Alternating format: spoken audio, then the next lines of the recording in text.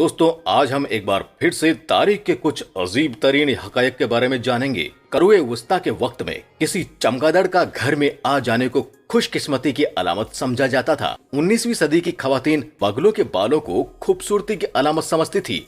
कदीम यूनान में ओलंपिक के खिलाड़ी बिल्कुल नंगे खेला करते थे। करुए वस्ता के दौर में एक दिलचस्प खेल ये होता था कि कौन एक जिंदा बिल्ली को ज्यादा दूर फेंक सकता है। 16वीं सदी में ये माना जाता था कि एक चुड़ैल को डुबोकर मार देने से फसल अच्छी होती है।